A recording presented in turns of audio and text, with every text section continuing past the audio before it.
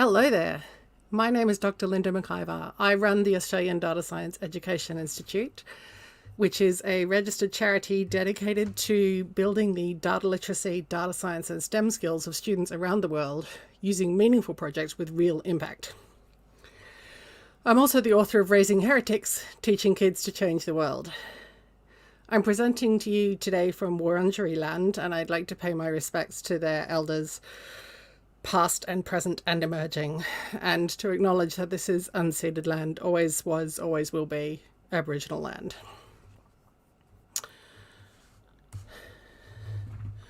So this is going to be a quick introduction to classroom data science. We're going to cover what is data science, give you some examples of really cool data science projects, and look at what kind of projects we can do in the classroom, and also to talk about what kind of technology do you need to do data science in the classroom.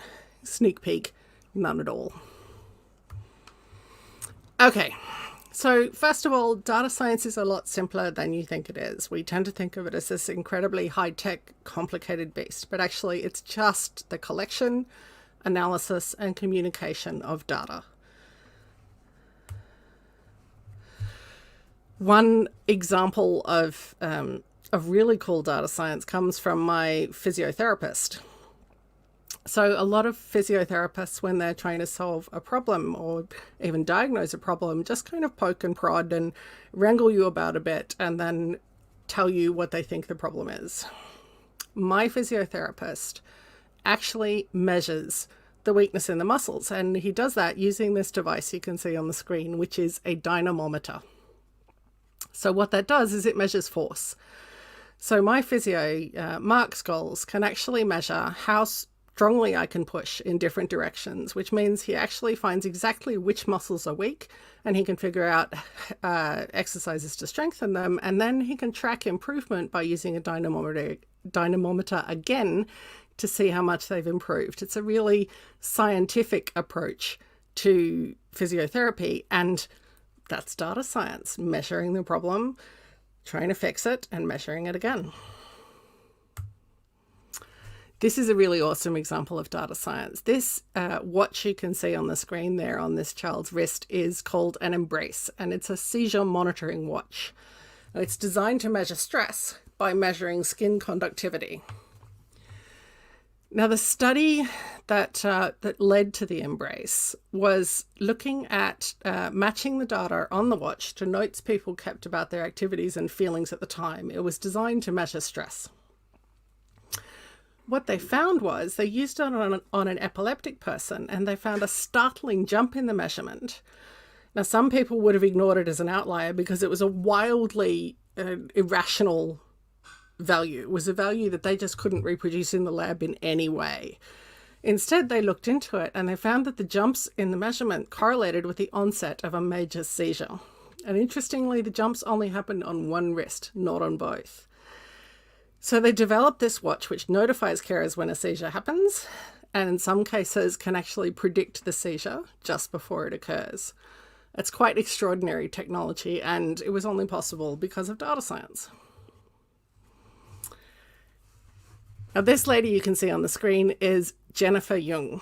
She is a PhD student in Canada. She's a plane spotter and a really awesome person. And her PhD is in real-time monitoring of neonatal babies. So what it does is it tracks babies' vital signs, and it can send data from regional hospitals to specialists elsewhere in the world.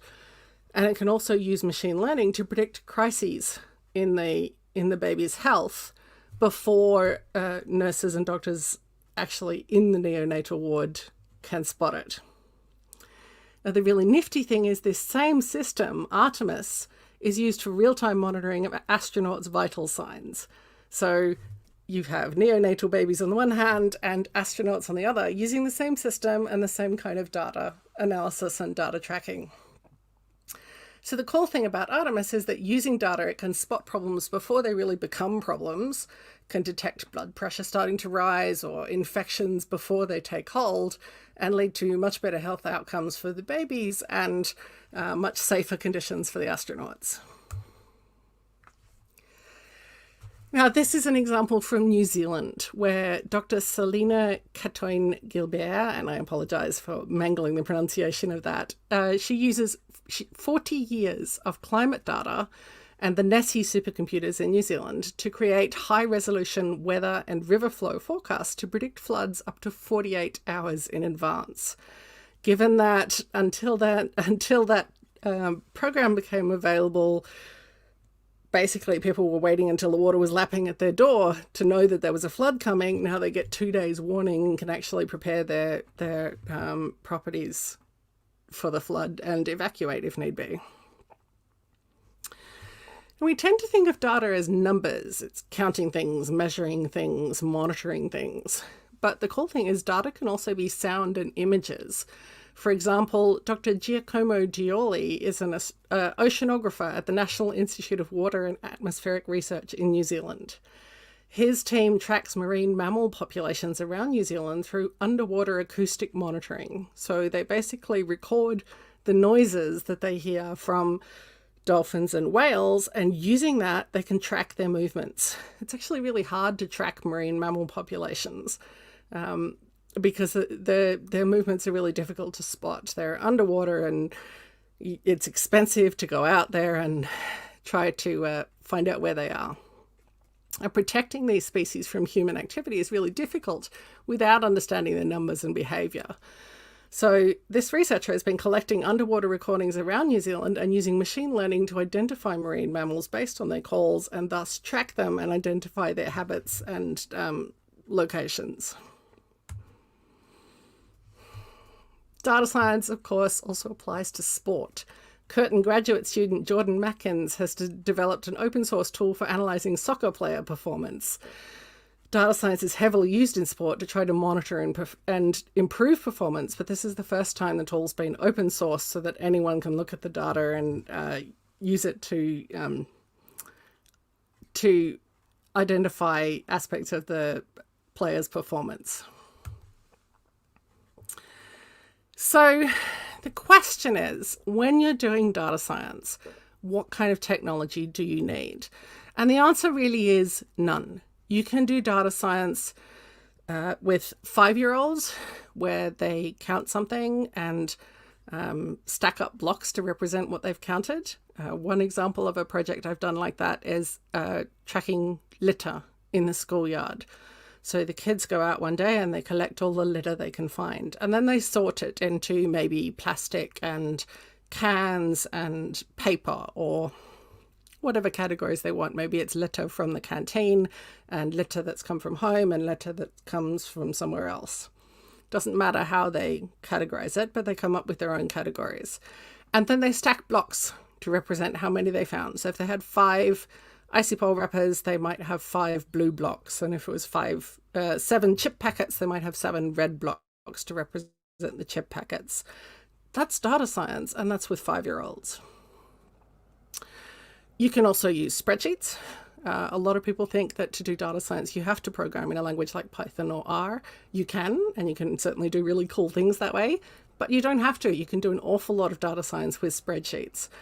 Basic activities like graphing, sorting, searching, figuring out the maximum and minimum values, figuring out which values exceed a certain threshold. All of these things are really easy to do in spreadsheets. Or you can use more sophisticated data science packages like Tableau or MATLAB.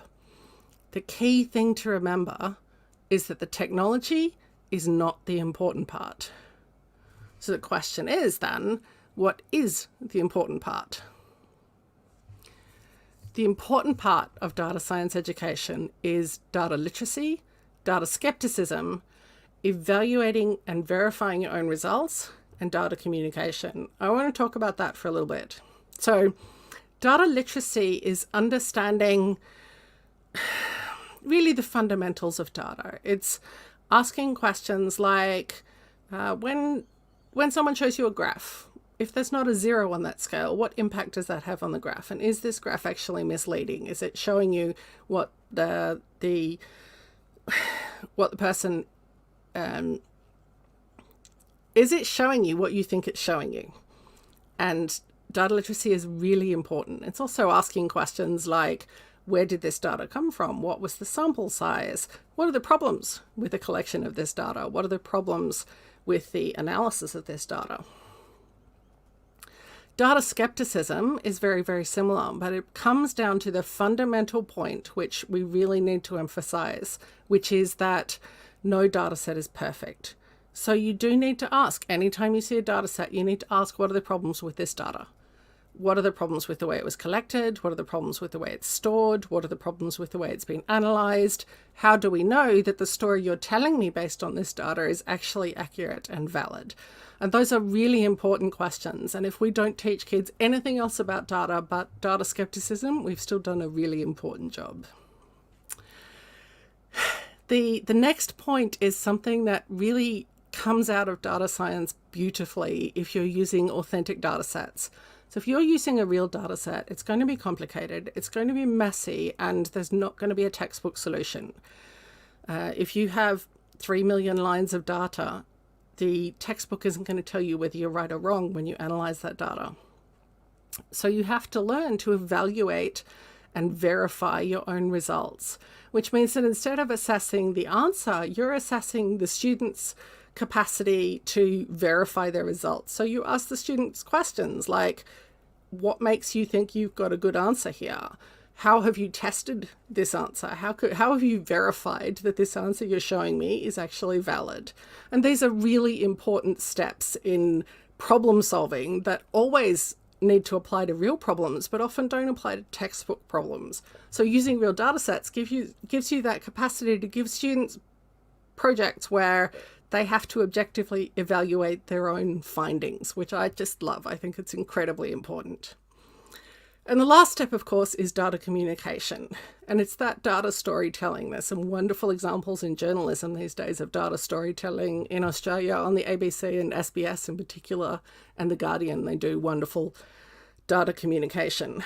And it's more than just graphing. It's about making your graphs compelling and also making sure that they're valid. Like I said before, making sure there's a 0 on the scale, making sure that they're well labeled, making sure that they're aimed effectively at the target audience. With coronavirus, we've seen a lot of journalists publishing graphs that use a log scale.